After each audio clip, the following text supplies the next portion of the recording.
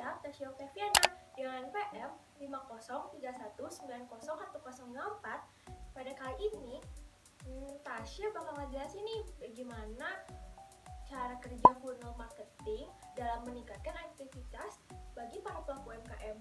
Yuk kita bahas lebih lanjut. Banyak yang belum tahu nih tentang funnel marketing, apalagi untuk para pelaku bisnis atau UMKM yang baru.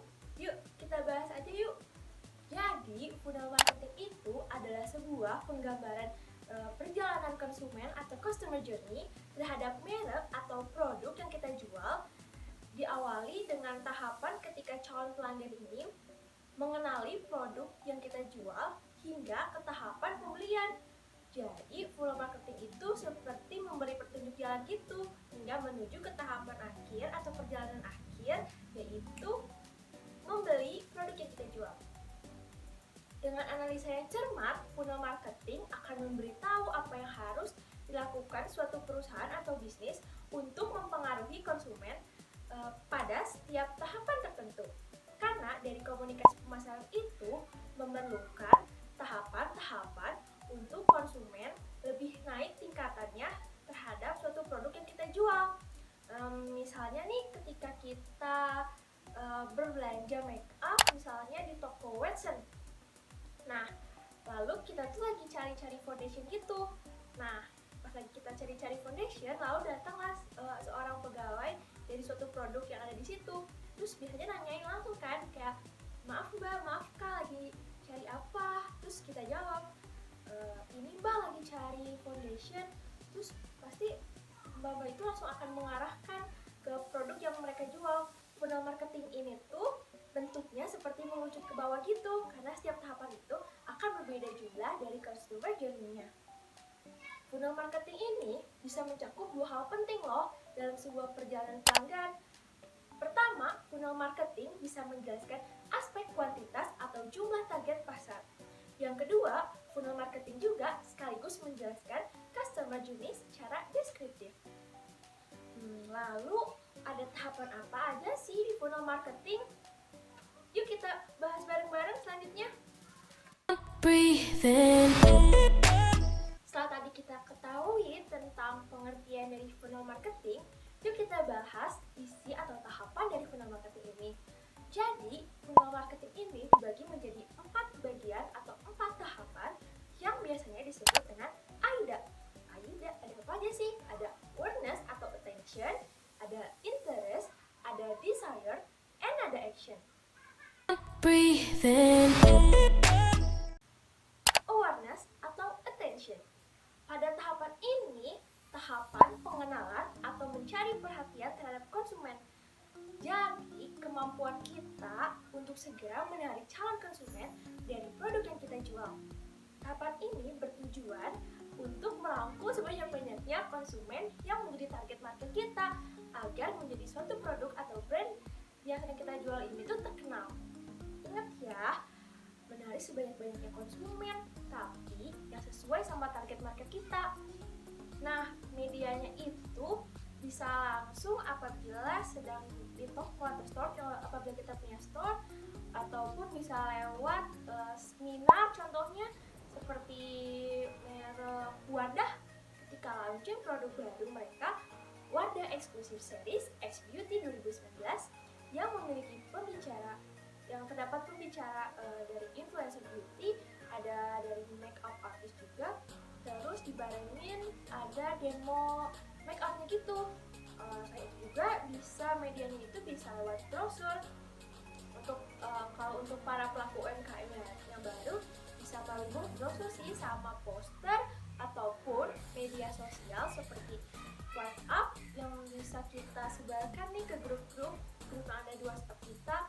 Terus bisa juga kita meminta tolong teman kita untuk mempromosikan produk yang kita jual ini lewat Instagram Story. Jadi intinya tujuan di awareness ini tuh adalah untuk menarik pelanggan atau menarik calon konsumen nanti agar mereka tahu nih ada produk kita. Lalu yang kedua ada interest. Tahap interest adalah tahap di mana konsumen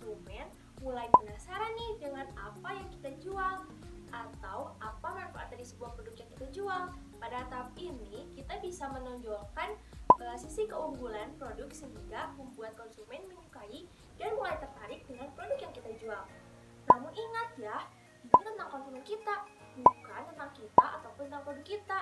Maka dari itu, produk atau layanan kita harus benar-benar menyelesaikan masalah bagi orang-orang yang sedang mencari atau menggunakan produk kita atau sedang mencari produk atau manfaat dari produk kita. Jadi kita bisa membantu mereka buat memecahkan masalah yang mereka miliki. Karena itulah produk tersebut menjadi menarik bagi mereka. Untuk para pelaku UMKM di sini bisa memberikan contoh medianya itu bisa melalui media sosial seperti Instagram, bisa membuat konten yang menarik ataupun promo atau lewat Instagram Ads atau media sosial TikTok, menggunakan TikTok yang membuat konten-konten di TikTok itu pokoknya menggunakan media sosial yang sedang happening, atau dapat melalui influencer yang sesuai dengan suatu produk yang kita jual. Banyak kan sekarang influencer, tapi kita juga harus tepat memilih produk yang kita jual. Jadi yang awalnya konsumen sebelumnya di awareness mereka hanya sekedar tahu aja kita jual ini, yang awalnya banyak banget karena kita udah menyebarkan banyak, lalu mengerucut lagi nih ke interest, di sini dimana orang-orang yang udah mulai tertarik. Makanya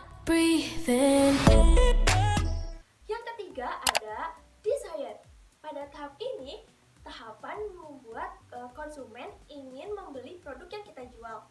Jadi tahapan ini tuh akan mengerucut lagi yang awalnya tadi di interest, misalnya ada 30 orang yang udah mulai tertarik sama produk kita, di desain ini akan lebih sedikit lagi mengerucut lagi, mungkin hanya 10 sampai 15 orang saja yang benar-benar punya rasa ingin untuk membeli produk yang kita jual.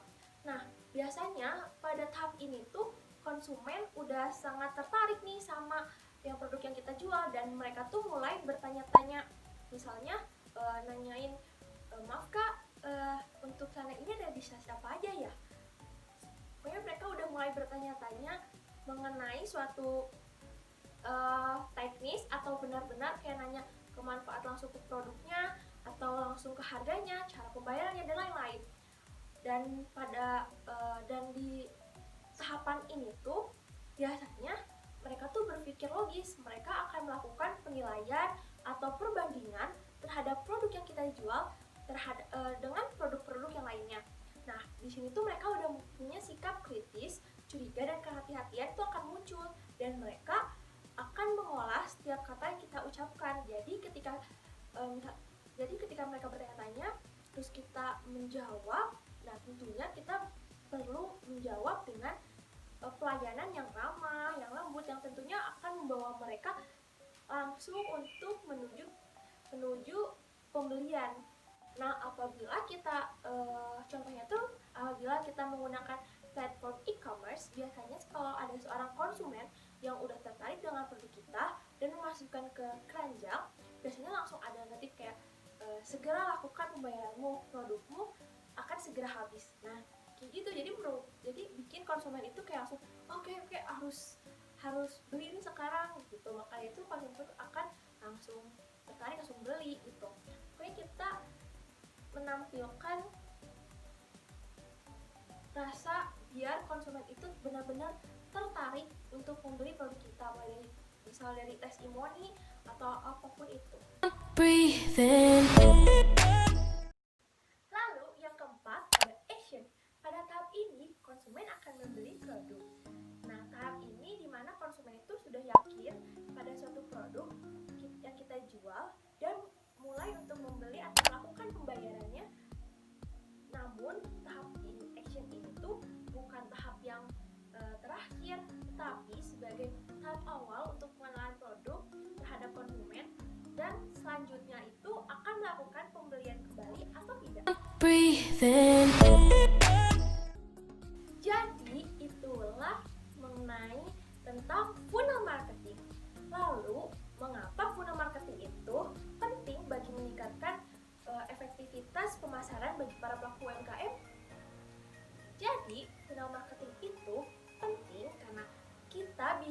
tahu betul-betul paham bagaimana calon pelanggan itu tahu soal produk yang kita jual, brand yang kita jual, dan akhirnya mereka tuh akan memutuskan untuk membeli produk kita.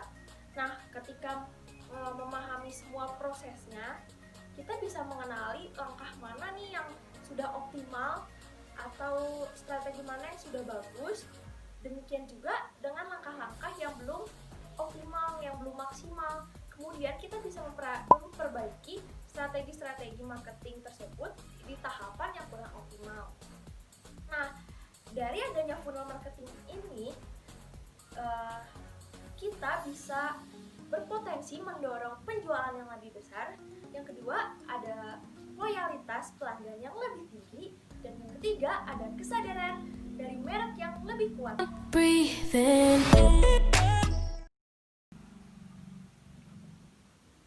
Lalu, apakah sudah jelas dari tentang funnel marketing tadi? Sebenarnya sudah jelas ya. Semoga penjelasan tadi bisa berguna dan bermanfaat bagi semuanya.